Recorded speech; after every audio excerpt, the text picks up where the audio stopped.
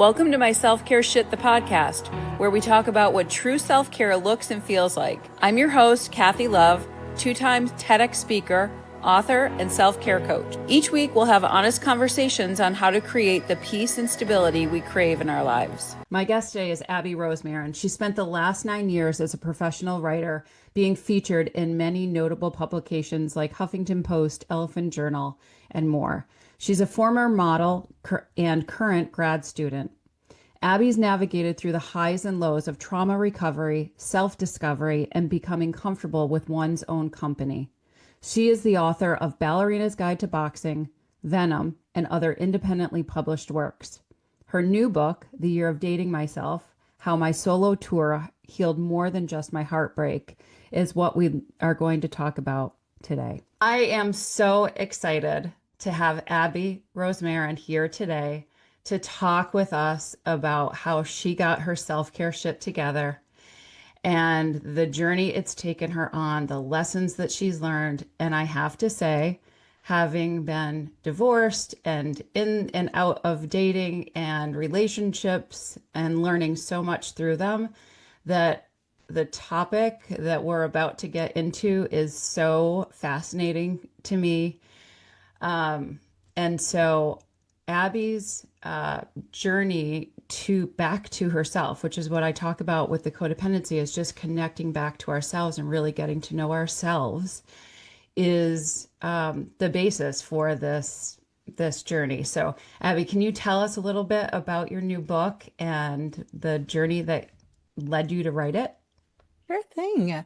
So when it came to this particular book, I actually had started writing it more or less in real time, somewhere after January. January of the year of dating myself, I was like, you know what? I really want to be making notes about what I'm doing and all these different activities and how I'm feeling, because I could feel those gears turning in terms of that transition.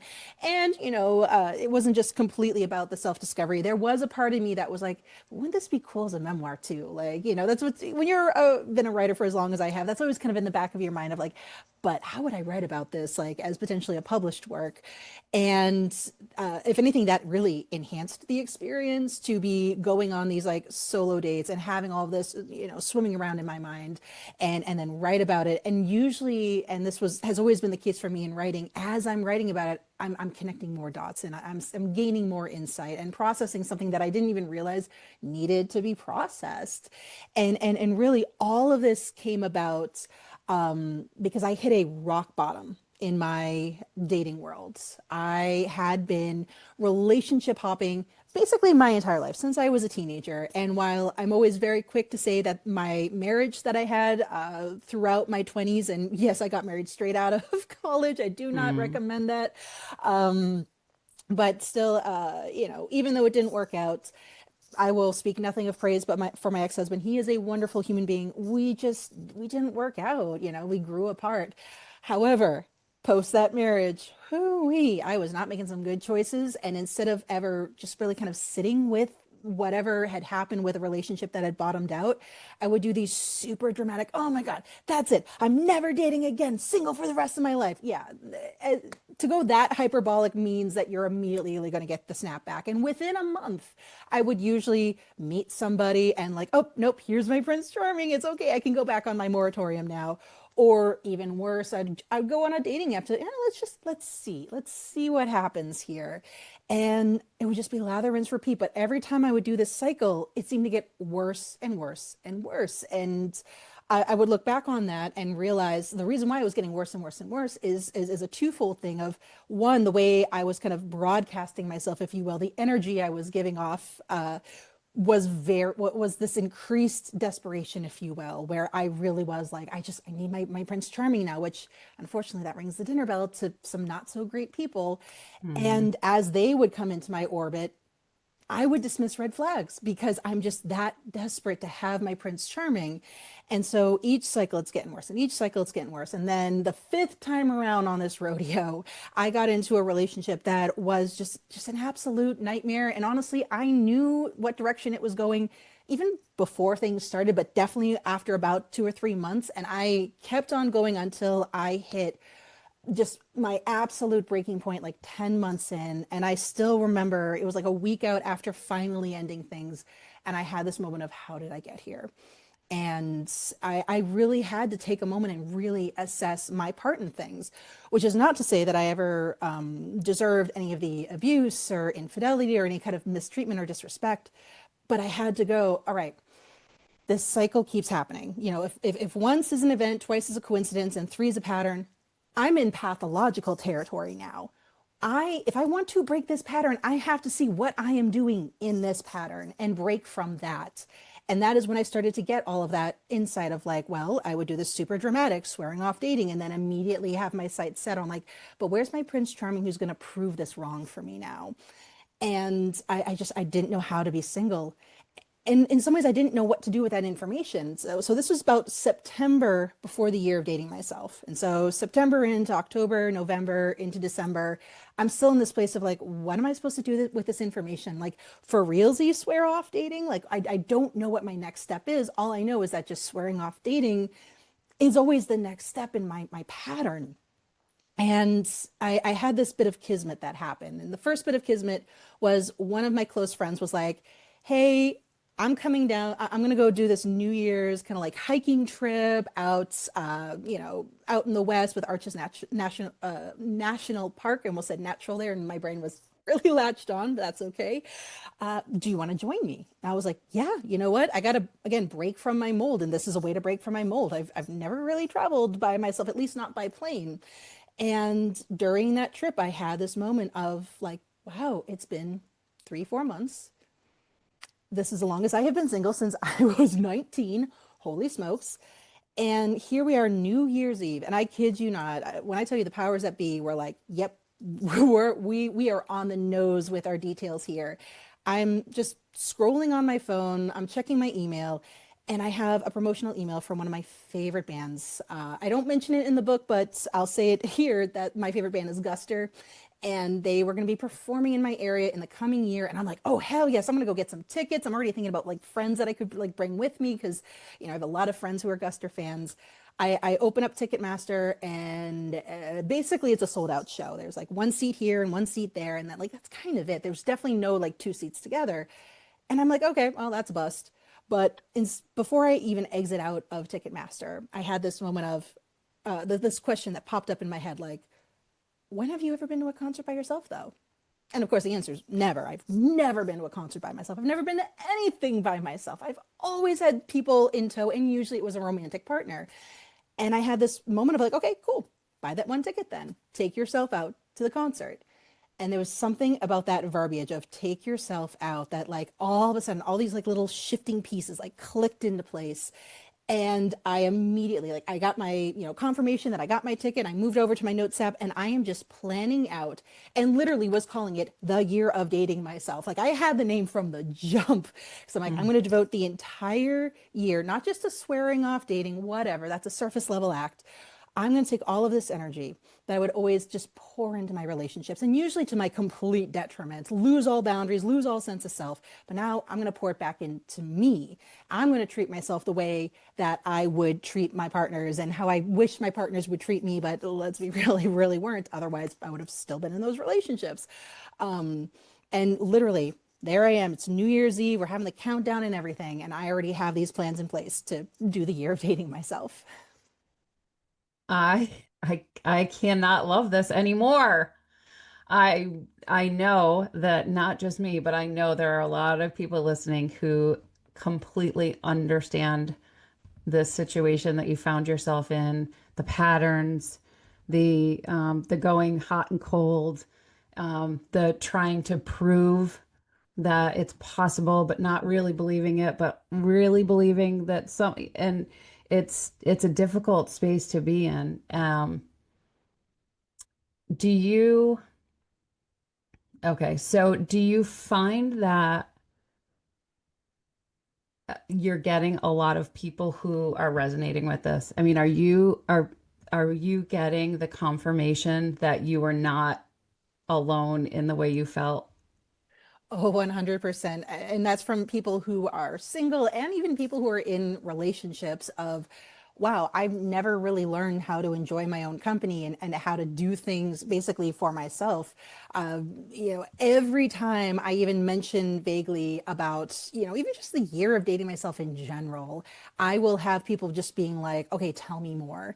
I even had one friend who recently, she got out of a relationship, and the first text I got up about her being single was, okay, when's your book going on sale? Because I need to learn more about how to be, how to date myself. And I was like, I can also just tell you this for free because you are my friend. But I think this is a huge thing, especially for women. We are socialized to prioritize relationships over ourselves, to not have boundaries, to orbit around that romance, to find our Prince Charming. And yes, I'm using very heteronormative Hmm. parameters here because this is the societal This is the messaging. message we're getting, though. Exactly. Every princess needs to find her prince. And ooh, if you want to find your fellow princess or, a non-binary royalty, I guess, it really is. Nope, you are going to find your prince and you are nothing until you have that prince. And you better keep that prince no matter how much it destroys you on the inside.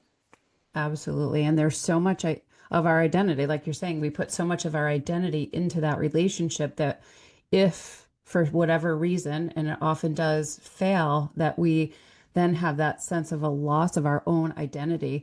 That's actually, it's funny because the workbook that I put out, my self-care shit, the workbook came from, and I was just telling a friend this yesterday as I was looking through a dating app, and it reminded me that the workbook came from going into the dating apps and not knowing how to answer the questions about myself. What Mm. is my favorite? Where do I want to go? Anything that was for me to answer about myself stumped me. Oh God. And so I started keeping these lists on my phone of where would I like to go? Where would I like to visit? What are the things that interest me? What are the hobbies I might enjoy? So that I could build those. And then it started, they started collecting, and that's how the workbook came. So that disconnection from ourself, keeping us from knowing ourselves, and then waiting for someone else to provide the answers, right? So if they're into music, well, then I'll be into music. If they're into sports, then I will be the biggest sports fan. Instead of coming in with our own hobbies and interests and passions about something and bringing them together. Um, what was the was how was the what was the experience like for the first time, the concert? How uncomfortable was it really? Um, I know that sounds like an absolute nightmare to me. Maybe less so now, at this point in the healing, but I know at some point I would have never ever been able to do that. What was the experience like? Oh, well, thankfully, the concert itself was a few months in. So I at least had some time to kind of like build up to it.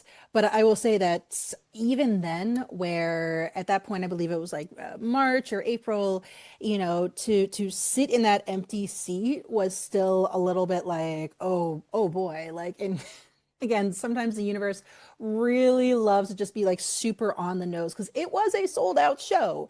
And yet, the two people who bought seats to the left of me never showed up. The three people who bought seats to the right of me never showed up. So here I am, smack dab in the middle, solo. And I had, Really alone. oh my God, I had a moment of like, I felt like, I was back in middle school again, where nobody wants to sit with me at the lunch table kind of deal. But Right. thankfully, once the concert got underway and everyone's up and dancing, and it was just like, if anything, I'm loving this. I have all this elbow room. I can dance around as much as I want because usually concerts, especially concerts that have assigned seating, even though everybody's up and moving, like you kind of have to stay within your parameters of your seat. And I can get my arms out and all this, and that felt amazing to do. But I will tell you, even with the lead up into it, I would try my best to start very small with my kind of dates and what should I do throughout January, February, March, and what have you. And there was the level of discomfort was astronomical. There were times where I was just really glad that I had listed everything out, and not only listed it out, but used the option in Notes app where you can turn it into a to-do list and you check it when you're done. Because there were a couple of times where I would just go, literally the only reason why I haven't chickened out yet is because I really want to check that off that list. And if I chicken out now, I can't check it off the list.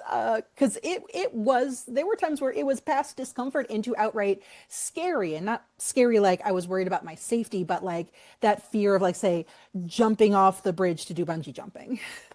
Thank you for saying that because I always want people listening to know that it's not it's not always easy. Mhm. That you had the idea, that's great. And people might be like, "Oh, that's a great idea." But then to actually do it, it's just not that easy. And it takes time and practice. And I love that you mentioned the universe kind of providing the right environment for that. And I have said this before that I hated being by myself so much that I refused to do it. So I would find all kinds of unhealthy distractions. But there was one weekend when the universe provided the optimal environment. I was hired to do a dog sitting job, and the family wanted me to be in the house the entire time, not have company. And so I was forced to spend a weekend by myself, and I wasn't sure I was going to make it, but I did. And that was the beginning of my being able to be okay with being myself. Um, so it is painful, right? It's like it can be very uncomfortable. So at what point did it start to get easier, or did it get easier for you? I think at some point there was a rhythm to it where the discomfort would always be there, and I'll say that to this day. Now, mind you, the year of dating myself was, oh my God, we're probably closing on what, 3+ years ago. And I still would incorporate elements of that even after the year of dating myself had finished. And to this day, if I'm like, oh yeah, I want to go to that restaurant, there's still this discomfort. I still go the, oh, only one table for only one. Like, it's so hard to get out of that. So it's still there in a lot of ways. But there's something really cool when you go through these experiences and go, oh, well, that wasn't that bad. And then you do it again and you're like, oh yeah, it still wasn't that bad. And I'm a big believer that there are just certain things we can't logic into our brain. We never logic them out of our, these beliefs that we have didn't come in through logic, they came through experience. So how are we going to rewire that? Not through logic. That's not how they came in the first place. They have to be through experience. So here I am having these experiences and kind of repeatedly telling that part of my brain, like, that ain't so bad, is it? And finding at least enough comfort that I don't need the to-do list to check off, and to prepare myself as if I'm preparing to jump off a bridge, with a bungee cord. I Hmm, should right. definitely add in. But eventually you really do get this rhythm of, like, even if it's not always going to just be a breeze, and I hear this from my friends who do acting and are musicians, you always have a little stage fright. And honestly, the day you don't have stage fright, you got to get a little worried, because what does that mean? It never really goes away, but you do finally learn, like, this is not insurmountable. I don't need to be Hercules to get this done. I know talking to some of my single friends, there's always something that they're waiting for they're waiting to have a partner to do this, whether it's a trip or a concert or a certain restaurant. They're waiting to have a date. Did you find that you were doing that prior to this dating yourself? And did you use that as an opportunity to do things that you'd been waiting for? Oh, 100%. Like, I would think about all the times that I would not say end a relationship because of even just that fear of, like, well, but who am I going to go to such and such thing with, or, this or that thing?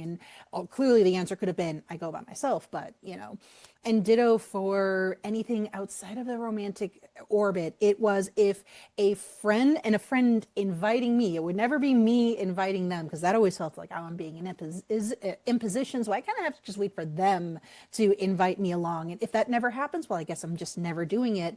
And that was a huge driving force for when I was making that list. I'm like, let's go through all the things that I either wish I did or wish I did more. And we're going to do those, and we're going to do those by ourselves. I love that. So, what was the biggest takeaway for you? What was the biggest lesson that you learned in doing this? I would say, and this is going to sound a little like I'm going off track, but I promise everything is going to come together. I think of a certain quote that's attributed to Ben Franklin that if you want somebody to like you, you don't do nice things for them, you ask them to do something nice for you. And it's like a psychological trick that makes them go, oh, okay, well, I must be doing the thing for them because I like them.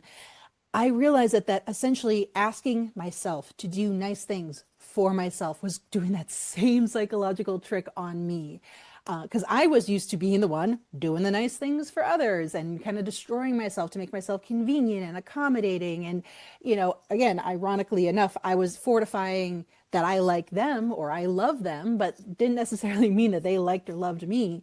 And in some ways, I had a lot of people who almost like just was like, oh, sweet, I get this like free stuff from her, if you will, whether that's emotional labor or otherwise. Uh, I'm going to keep her around because why would I get rid of this? But to repeatedly do this psychological trick of effectively asking myself to do something for myself built up this ability to kind of like actually like myself and not in this like oh, I'm gonna stare in the mirror being like you're just so beautiful and nobody compares to you, like none of that stuff, but like wow, hey, maybe the same amount of love and grace and understanding and attention that I'm giving to other people, and I don't even question whether or not they deserve it or are worthy of it, maybe just maybe I'm in the same category. It's about treating ourselves the way we would treat the people we love, right? 100%. Yeah, I talk a lot about that in my coaching about setting boundaries. We would do anything to protect the people we love. And so our goal is always to be able to protect ourselves or to do for ourselves, to give to ourselves, to receive for ourselves as if we were someone we loved. Exactly. And I even Mhm. think about how, for a lot of us, it feels like, oh, well, this is being so selfish. But that whole adage of you can't pour from an empty cup, it's more than cliche. It really is true. I also then think of the cliche, but I definitely doesn't feel like a cliched saying of in the absence of a true no, no yes is ever truly a yes.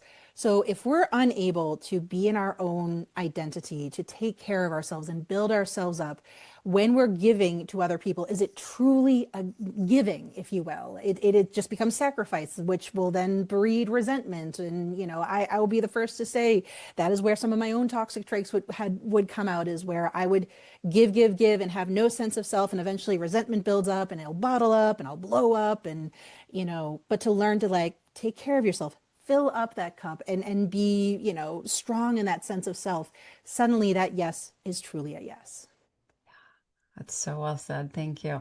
Is there anything else that you would like to share with us from that experience, from the book, from anything that you've learned? Yeah, I think there's this one element that I always want to highlight because I think it's one of the more nuanced elements, but it's so important because I had a lot of people ask me, well, what about loneliness and what about being lonely and missing romantic love? And it's very easy to put out those feelers into what other people are saying. And it gets very toxic positivity, like, well, I'm just so busy. I don't even care about romance. I'm so empowered. I don't even care. And that was not the case for me one effing bit. Especially once I was healed enough from that previous relationship that I was kind of out of that emotional survival mode. I was lonely and I ached for romantic love, and I missed being held and I missed having my forehead kissed. And it was tough to navigate this loneliness and not give into this temptation to fire up the old dating app again and go, you know what, maybe it's okay that it's 4 months of dating myself or half a year of dating myself. And I'm so glad that I had that experience, as difficult as it was in the meanwhile, because it showed me that I can survive it. And I know so many people who will stay in bad relationships or jump into a relationship because, oh my God, I can't handle being alone and I'm going to be lonely and I'm going to miss romance and this and that. And it's like, yes, you are. I'm not going to toxic positivity it. You are. You're going to be lonely and you're going to miss it and you're going to wish you had somebody to, hug and hold you and kiss you and all that stuff, and you're going to survive it. You're going to get to the other side of it. And there's something so beautifully empowering in saying, yeah, this feeling, even when it's really unpleasant and my heart hurts, I'll get to the other side of it. And suddenly it no longer can confine you. It doesn't cage you in. You're not going to stay in a relationship because you're scared of that feeling. Yeah, that feeling's going to be there and it's going to suck, but you're going to survive it and you're going to get to the other side of it. Yes, that's, yeah. And so you're not, and I want to really be clear, you are not suggesting that people do not need to be or shouldn't be in a relationship, that they should just date themselves. Oh God. And honestly, this is a big thing that I will point out. I'm currently in a relationship and, because I've had a few, especially the manosphere people being like, oh yeah, the single with cats and she's just bitter. And it's like, no, no, no. I am in, honest to God, the best relationship of my life. And I will say right now that if it were not for the ability to be my true self and to stand in my own identity and wade through those dating waters with that strong sense of self, because I was actively dating. This wasn't just like, I do feel that there was kismet involved. I do feel there was a destiny for us, our paths to cross, but I was actively dating at that point. But the ability to have that, like I've built myself up, I'm comfortable in my own company. That is how I was able to sift through the absolute wreckage of the dating world. And let's be real, there are gems out there, but there's a lot of trash. And the reason I was able to sort through that trash and not second guess myself and get into something that I shouldn't have gotten into is because I took this time to date myself and to really learn to love my own company. I love it. I love it so much. Okay, so where can people find out more about you? Where can we find your book? I will put all the links in the show notes. But let us know how to find you and connect with you and learn more about what you do. Yeah, so the most direct way to connect with me, my website, abbyrosmarin-author.com. My Boston accent always slips out with the word author because it wants to correct. Love It's like, it. no, no, no, no, you're saying Arthur. You want to say Arthur. And it's like, no, no, no, no, Arthur, like the actual writing Arthur. And, we just got to lean into the Boston accent at that point. But yeah, abbyrosmarin-author.com. That's where you can learn not only about this book, but all my previous books. This book and all of my previous books are available wherever you like to buy your books online. If you're an Amazon girly, you can get on Amazon. You like Barnes and Noble, get on Barnes and Noble.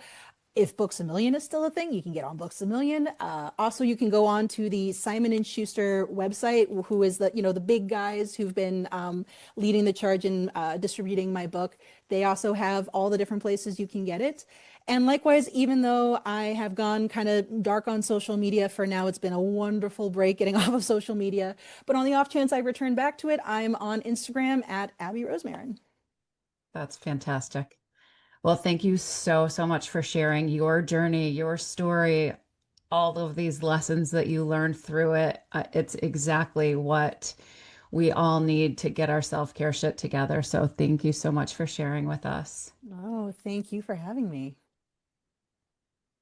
Okay, that was great. Oh, thank you. I think so I too. I mean, every word you say is exactly all of the things that I talk about and that I'm living. I mean, I literally downloaded Bumble yesterday because, after uh a year, and it's just that it's a fascinating topic. It's a fascinating experience.